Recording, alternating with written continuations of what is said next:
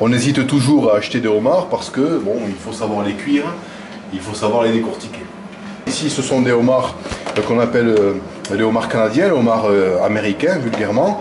Bien évidemment, ce sera meilleur si vous vous faites plaisir et que vous achetez des homards bretons. Nous allons les abattre, c'est-à-dire que nous allons les tuer en plantant le couteau ici, au milieu de la tête. On le tue et on le jette dans cette marmite d'eau bouillante. Ils sont bien vivants, hein, ils sont assez vifs. Hein. Les pauvres. On attend la reprise de l'ébullition et à partir de là, c'est parti pour 2 minutes. C'est parti.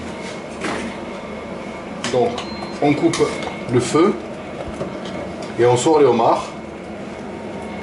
À peine égouttés, directement trempés dans un grand volume d'eau glacée pour arrêter la cuisson. Donc là maintenant, on sépare tout simplement les pattes des corps, les pinces. On se met au-dessus de la marmite et on sépare la tête de l'abdomen. Ici, on a les queues.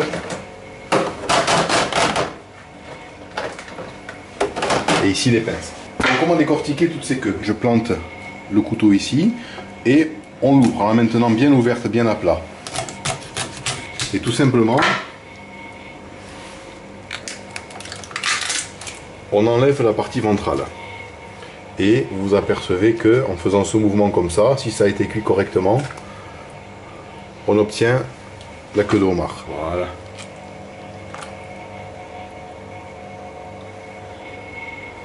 On va s'attaquer aux choses sérieuses, c'est-à-dire décortiquer les pinces.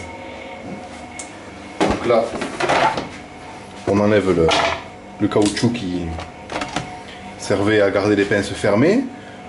On décortique ce qu'on appelle les articulations ou le coude. Hein. Et là, j'utilise, regardez, cet instrument. Ça va être très utile.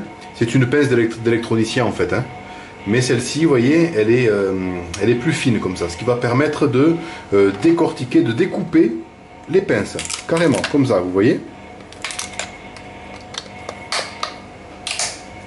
Jusqu'à l'articulation, comme ça.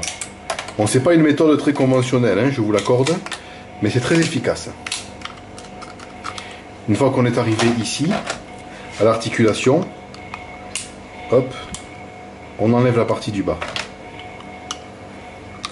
On fait en sorte de retirer la queue. Et là, il y a un cartilage qui rentre dans cette partie-là. Donc, je presse un petit peu et je sens sous mes doigts la chair céder sous le cartilage. Et il n'y a plus qu'à tirer délicatement pour sortir le cartilage. Et se retrouver avec la pince comme ça, nette, nickel. On fait la même chose avec les articulations, parce que là aussi il y a de la chair, ça serait dommage de la laisser.